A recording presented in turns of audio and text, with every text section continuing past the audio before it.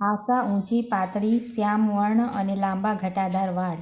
હા, થોડી સફેદી આવી હતી, પણ હજુ પણ એવી જ ટટ્ટાર ઊભી રહીને કામ કરતી. કોટનના આછા વાદળીમાં ગુલાબી ઝાંયવાળા સાડલામાં તે સુંદર લાગતી હતી.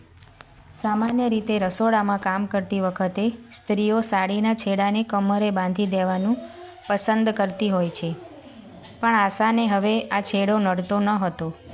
છેલ્લા 10 વર્ષથી તે આ ટિફિન સર્વિસ ચલાવતી હતી. તેણે દાળના તપેલામાં કડછો ફેરવીને બૂમ મારી, "બસ 5 મિનિટ, હમણાં જ બધા ટિફિન ભરાઈ જશે.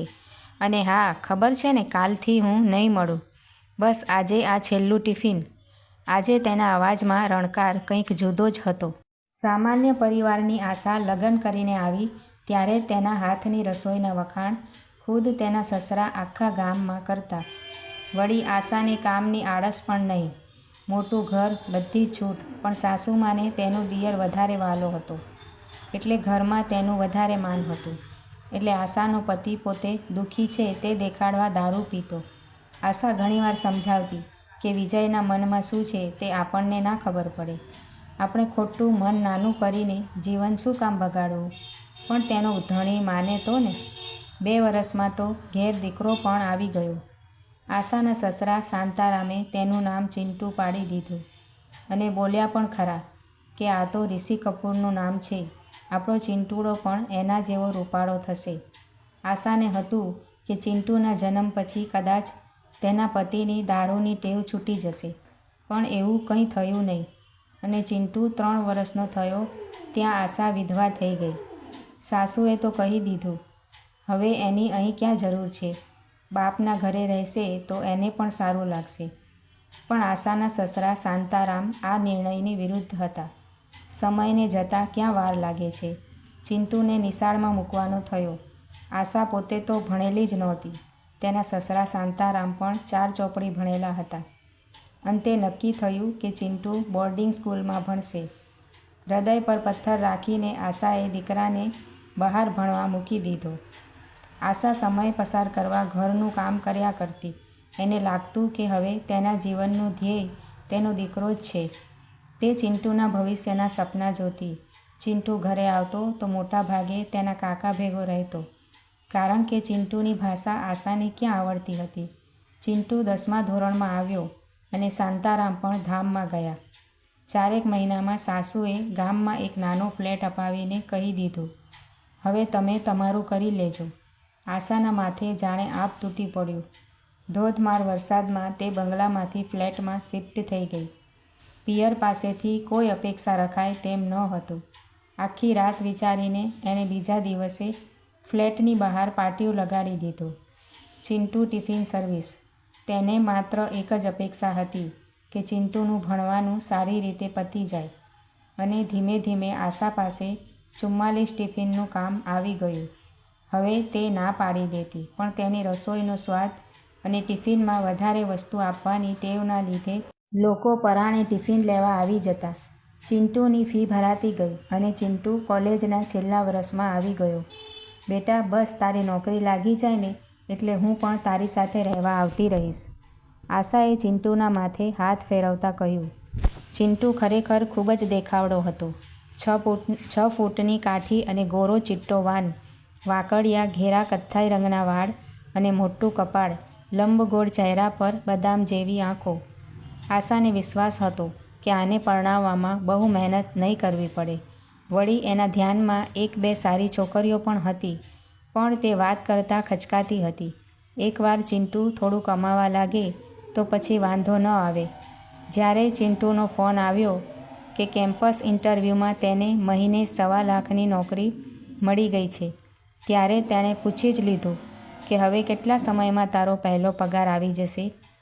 2 મહિના. આ સાંભળ્યા પછી તેણે દિવસો ગણવાના શરૂ કરી દીધા.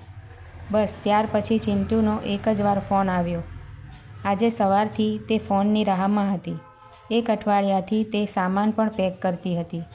તે આમ પણ હવે બાકીનું જીવન શાંતિથી જીવવા માંગતી હતી.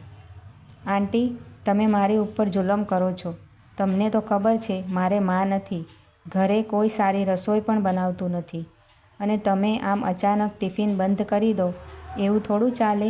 હું તો વિચારતો હતો કે તમે મને દીકરાની જેમ રાખ્યો છે તો મારા એકલા માટે તો ટિફિન બનાવશો જ. ના બેટા, મારો દીકરો હવે અમદાવાદ રહેશે. હું અહીં નાસિક એકલી રહીને શું કરીશ? મારો દીકરો હવે મોટો સાહેબ બની ગયો છે. એની મા ટિફિન ભરતી હોય એ એને પણ ન જ ગમે ને.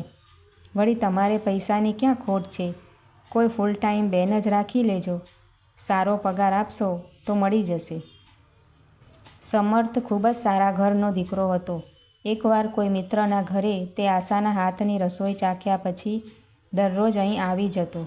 ક્યારેક ટિફિન લઈ જતો તો ક્યારેક જમી પણ લેતો. ક્યારેક સાડી તો ક્યારેક ફળ પણ લઈ આવતો. પણ આશા ખૂબ જ સિફતથી એ વસ્તુઓ પાછી આપી દેતી. સમર્થનું ટિફિન આજનું છેલ્લું ટિફિન હતું. રસોડામાં આશા ટિફિન ભરતી હતી અને ફોનની રિંગ વાગી. આશાના કહેવાથી સમર્થે ફોન ઉપાડ્યો અને સામેથી અવાજ આવ્યો, મમ્મી, આઈ એમ સોરી, મેં લગ્ન કરી લીધા છે. છેલ્લી વાર આવ્યો ત્યારે તને કહેવા જ આવ્યો હતો, પણ બોલી ના શક્યો. પણ તારાથી અહીં નહીં અવાય. મારી પત્નીને તારી સાથે નહીં ફાવે. સમર્થના ગળામાં ડૂમો ભરાયો. પણ મમ્મી, મેં જોયું છે તારે ટિફિનની સારી આવક છે. હવે તો એ પૈસાથી તું ધારે તે કરી શકે છે. લાઈફને એન્જોય કરવા માટે તારી પાસે પૂરતા પૈસા હશે. સમર્થે ફોન મૂકી દીધો. તેના મનમાં એક તોફાની વિચાર આવ્યો. તેણે બૂમ પાડી, આંટી, ચિંટુનો ફોન હતો. તેને 5 વર્ષ માટે અચાનક બહાર જવાનું થયું છે. પણ તેણે અહીં નાસિકમાં તમારા માટે એક રેસ્ટોરન્ટ ખરીદી લીધું છે. તમારે ખાલી માણસોને મેનેજ કરવાના. વાહ, તમારી તો લાઈફ બની ગઈ. 5 વર્ષ પછી આશાના રેસ્ટોરન્ટની 7 તો ફ્રેન્ચાઇઝ હતી. અઢળક પૈસા હતા. આશાનું સમાજમાં નામ હતું. સમર્થ તેને મા કરતાં પણ વધારે સન્માન આપતો.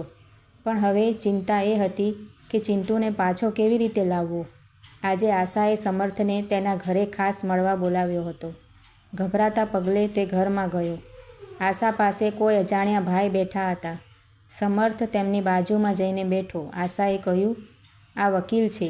મેં મારું વિલ તૈયાર કર્યું છે. મારા પછી બધું જ તારું છે. એમાં બીજા કોઈનો ભાગ નહીં. સમર્થ બોલવા ગયો કે પણ ચિંટુ, પણ આશાએ તેને અડધેથી જ અટકાવી દીધો. સમર્થ, મારા ઘરના રસોડામાં પણ ફોનની એક લાઈન હતી. તે મારા છેલ્લા ટિફિનનું માન રાખ્યું એટલે આજથી તું જ મારો દીકરો ગણાય. આશાના અવાજમાં હજુ પણ પહેલાં જેવી જ ખુમારી હતી. મિત્રો, આ વાર્તા તમને કેવી લાગી છે તે કમેન્ટ કરીને જરૂરથી જણાવજો. અને જો સારી લાગી છે તો વિડીયોને લાઇક શેર કરીને આવી જ બીજી વાર્તાઓ જોવા માટે મારી આ ચેનલને સબસ્ક્રાઈબ પણ જરૂરથી કરજો. વિડીયો જોવા માટે તમારા બધાનો ખૂબ ખૂબ આભાર માનું છું. Thank you.